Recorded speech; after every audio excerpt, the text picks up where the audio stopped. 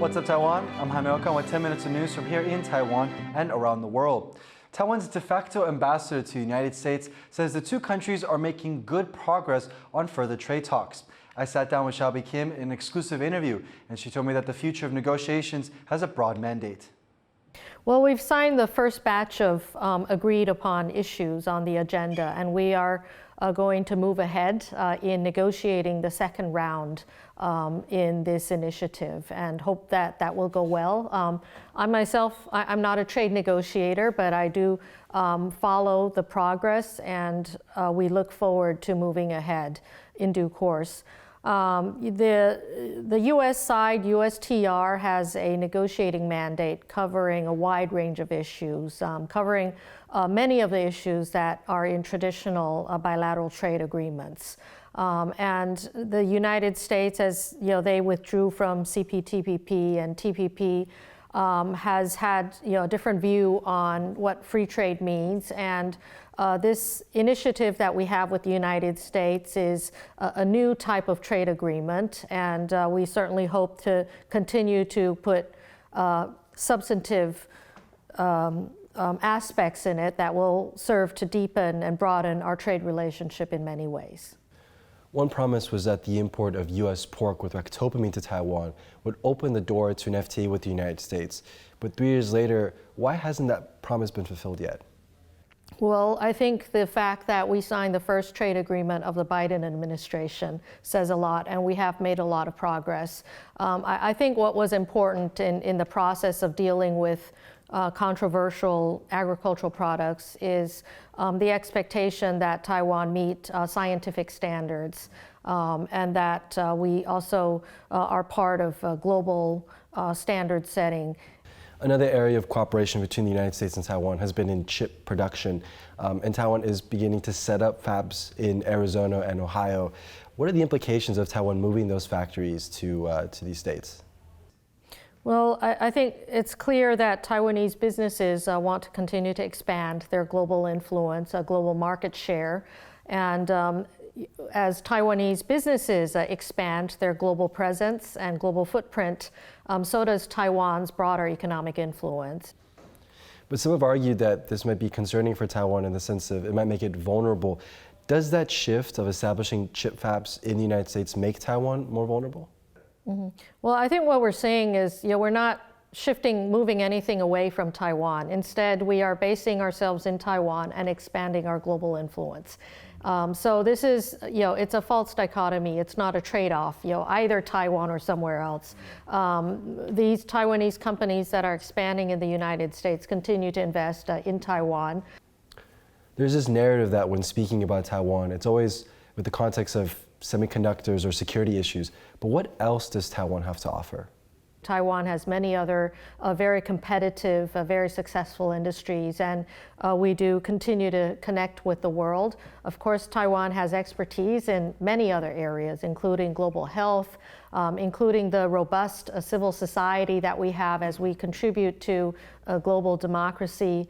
We will continue to be a very generous civil society. Whenever there is a need on a global basis, Taiwanese are always ready to stand by to help. And when you talk about standing by and ready to help, with the 2024 presidential elections coming, we'll be seeing you on the ticket. Well, this is, again, not a topic that we're going to be addressing in the bilateral Taiwan-U.S. relationship.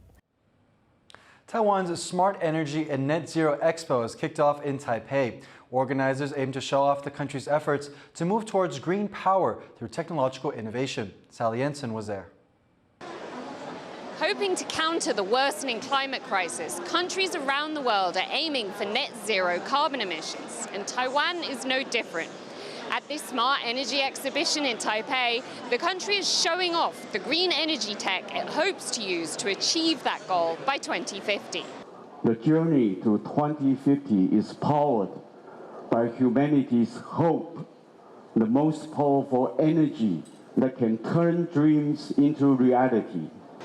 Taiwan's current power generation is dominated by fossil fuels, coal, oil, and gas. These make up around 80% of its energy mix, but they're the most greenhouse gas-emitting, planet-damaging fuel sources and will need to be phased out to meet net zero. Taiwan is trying to move away from fossil fuels, using more renewable energy like solar and wind. It's working with companies from around the world to develop the technical know-how to harness this energy. But it's not so simple. The rapid rollout of renewables has caused land and water disputes in Taiwan, with local farmers and fisheries workers protesting green power developments. So we as a developer, we are all here to try to help to build more solar, right? But we will definitely need the government support to continue to give everyone, the public, confidence that actually renewable energy is good for the community. Another challenge of reaching net zero is how to store the energy generated and remove carbon from the atmosphere. But in Taiwan, these technologies do not exist at the scale needed. This expo is marketed as offering smart, so-called green technology as a glimmer of hope for Taiwan and the planet's future. But without social and political transformations, like reducing energy consumption, it may be powerless to affect real change. Joseph Wu and Sally Ensign in Taipei for TaiwanPlus. Some fiery new outfits are on display at Taiwan's biggest fashion event, Taipei Fashion Week. Our reporter Sandy Chi brings us this look. Walking down the runway with style, these models are showing off looks at Taipei Fashion Week. These outfits are the latest designs of a local brand that specializes in reusing denim. But there's something special in this year's collection: recycled firefighter uniforms.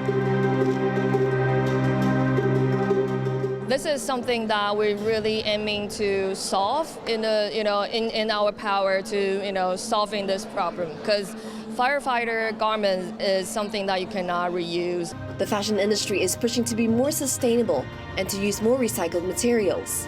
Chen decided to incorporate the discarded firefighting suits as part of these efforts. A total of 15 fire suits have been redesigned and recycled after months of planning and designing. The designer of the show hopes that the show can show their moral support for the firefighters who risk their lives at work. The fire suits were provided by Taiwan KK Corporation, a manufacturer specializing in producing fire-resistant fabrics. 其实我是蛮惊讶的，这个预期的效果比我想象中的要好非常的多。因为如果一件衣服它可以吸引一般的民众都可以购买的话，那自然它就会有它延续的生命就会重新出现它的价值。Taiwan KK says each suit costs around $900 and takes 2 weeks to produce. Firefighters can use it up to a decade before it has to be retired. And that's when the problems start. They weren't made to be recycled, and they can't be incinerated. 台湾都是堆在仓库里面，对，所以说其实现在目前台湾有非常多的废弃的消防衣是没有办法处理的。According to government figures, Taiwan has around 64,000 firefighters. 所以说，如果每人有1件到2件的话，其实这个消防衣的数量是非常多的。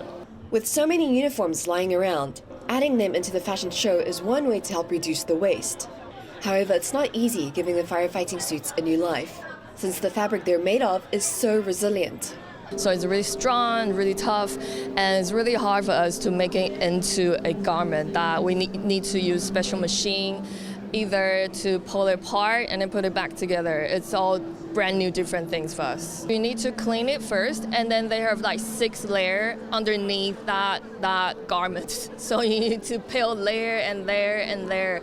For this fashion show, only 15 firefighter suits were reused, meaning there are still tens of thousands more out there. The designers hope they can help inspire other fashionistas to give garments a new lease on life. John Su and Sandy Chi for TaiwanPlus. Thank you for watching What's Up Taiwan. Remember to download the TaiwanPlus app for more stories from Taiwan and around the world. Finally, today we leave with the images of animals enjoying Halloween treats at Brookfield Zoo in Chicago. I'm Jaime Ocon. Take care and see you next time.